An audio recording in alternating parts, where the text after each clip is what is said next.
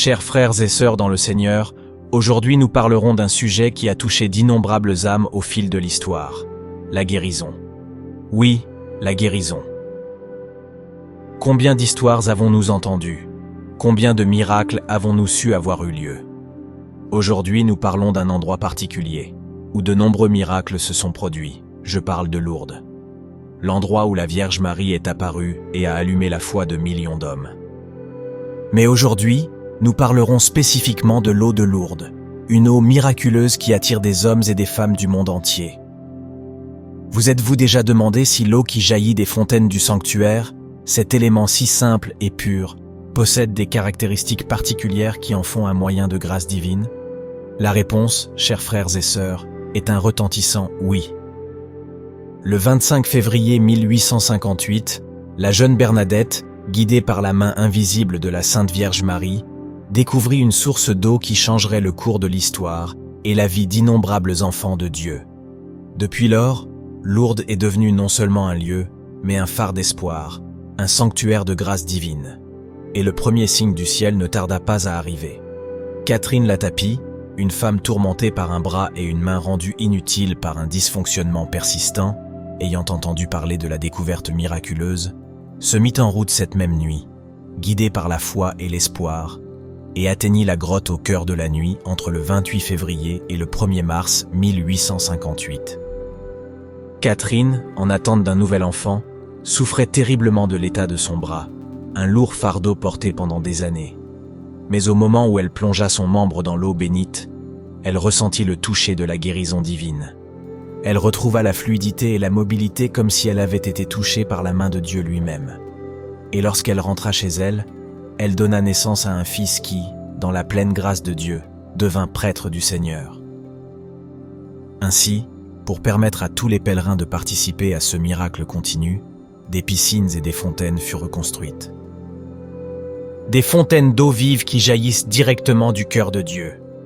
Dans les décennies qui suivirent, des centaines de CA furent présentés devant le Bureau des constatations médicales, une institution sacrée chargée d'examiner et de confirmer les miracles. Et parmi ceux-ci, 70 furent reconnus comme de véritables actes de grâce divine, confirmés tant par la science que par la foi.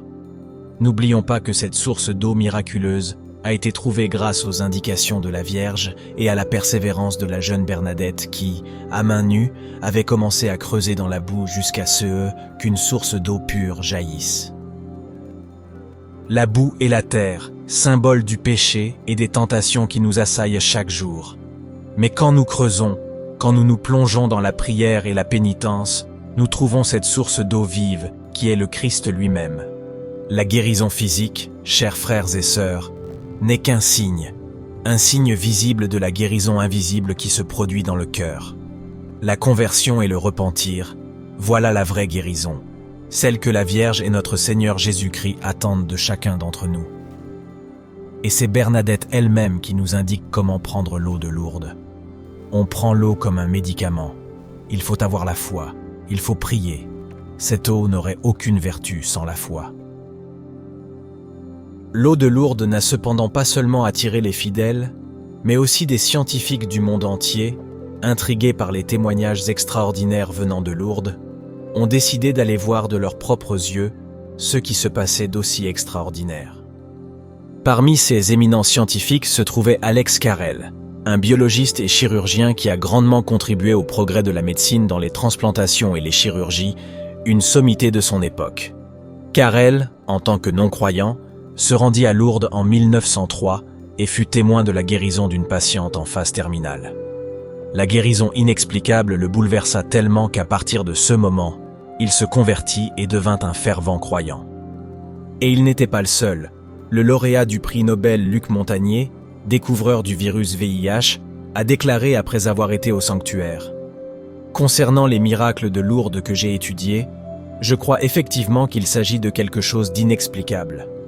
Je ne m'explique pas ces miracles, mais je reconnais qu'il y a des guérisons non comprises à l'état actuel de la science. » Les fidèles et la science s'accordèrent sur le fait que quelque chose de véritablement grandiose se passait à Lourdes, quelque chose d'inexplicable. Chaque année, des millions de personnes plongent dans les piscines du sanctuaire, hommes et femmes souffrant des maladies les plus diverses. Ce qui a commencé à surprendre les scientifiques, c'est comment, malgré le grand nombre de personnes qui plongent dans ces eaux, personne n'en est jamais sorti contaminé. Un petit miracle qui reste extraordinaire. Il a donc été décidé d'analyser l'eau pour comprendre quels secrets elle cachait. Mais les premières analyses ont confirmé que l'eau de Lourdes n'était pas différente d'une eau ordinaire. Au niveau microscopique, il n'y avait pas de différence, du moins au début. La biologiste italienne Enza Cicolo, spécialiste de l'auriculomédecine, c'est-à-dire la science qui étudie les effets de la lumière sur le corps humain, lors d'une visite à Lourdes avec sa famille, et observant les nombreuses personnes qui plongèrent dans les piscines, a décidé de prélever un échantillon de l'eau de Lourdes et de l'emmener dans son laboratoire, convaincue qu'elle y trouverait une énorme quantité de bactéries. En analysant l'échantillon, elle s'est rendue compte que oui, l'eau était pleine d'organismes pathogènes, mais que ceux-ci étaient devenus inoffensifs, ils n'étaient pas agressifs. En réalisant un examen spectroscopique, elle a constaté que cette eau contenait toutes les fréquences de lumière, ce qui n'est jamais le cas avec d'autres eaux. Et c'était précisément ces fréquences parfaites, extraordinaires et puissantes qui empêchaient les germes pathogènes d'agir, de nuire. Elle a également constaté que ces fréquences particulières présentes dans l'eau de Lourdes apportaient des bienfaits à tout le corps, mais en particulier à la peau et au système nerveux. Il n'est donc pas surprenant que de nombreuses guérisons à Lourdes concernent les maladies de la peau et celles liées au système nerveux, comme les paralysies. La docteure Cicolo n'a pas été la seule à faire des découvertes extraordinaires. Le docteur Emoto Masaru, un chercheur japonais, a décidé d'étudier l'eau de Lourdes, et ses conclusions sont également remarquables. Le docteur Emoto Masaru est un expert des altérations de l'eau et de son utilisation à des fins thérapeutiques. Ses expériences de plusieurs décennies l'ont amené à conclure que l'eau réagit aux personnes et aux choses qui l'entourent, modifiant sa forme. Lors de ces expériences, le docteur Emoto, suivant une procédure rigoureuse, prenait de l'eau distillée et l'exposait à des mots doux et sereins tels que maman, papa, amour, ange, merci, paix. Après avoir congelé cette eau, il a photographié ces cristaux, constatant qu'ils étaient beaux, harmonieux, géométriques, lumineux. Mais lorsqu'il a exposé la même eau à des mots durs et négatifs comme haine, guerre, mort, sang, démon, les cristaux étaient laids, horribles, tordus, sombres, disharmonieux, incomplets. Fort de cette découverte, ayant récupéré quelques échantillons et les ayant emmenés en laboratoire, il a décidé de réaliser la même expérience avec l'eau de Lourdes. Il a photographié les cristaux de l'eau de Lourdes congelés et a découvert, à sa grande surprise, qu'ils avaient une forme singulière, harmonieuse, qui donne une sensation de gloire mystique. Dans la culture japonaise, ils utilisent le mot Ado pour décrire les vibrations d'une énergie extrêmement subtile. Eh bien, l'eau de Lourdes a un extraordinaire Ado d'amour, capable de transmuter la haine en amour. Les résultats extraordinaires du docteur Emoto sont un signe pour nous tous, confirmant les paroles de Bernadette sur le pouvoir de la prière et de la foi. Les eaux de Lourdes ne sont pas seulement un symbole de guérison physique, mais aussi de guérison émotionnelle et spirituelle.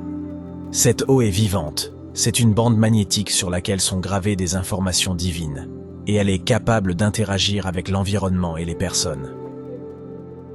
C'est un don de Dieu, un cadeau qui nous montre comment la foi et la science peuvent se rejoindre pour révéler la grandeur de notre Créateur. Frères et sœurs, nous avons voyagé à travers l'histoire, la science et la foi, et nous sommes arrivés à la même vérité. L'eau de Lourdes est un don divin. Mais au-delà de ses propriétés particulières, il est important de se rappeler les paroles de Bernadette sur la foi et la prière. La foi est la clé, la prière est le véhicule, et l'eau de Lourdes est le moyen par lequel Dieu déverse ses bénédictions sur nous. Chers frères et sœurs, n'hésitez pas à partager vos opinions dans les commentaires, et n'oubliez pas de vous abonner à la chaîne pour ne pas manquer les nouvelles vidéos et rejoindre la communauté de foi et de prière. Que Dieu vous bénisse.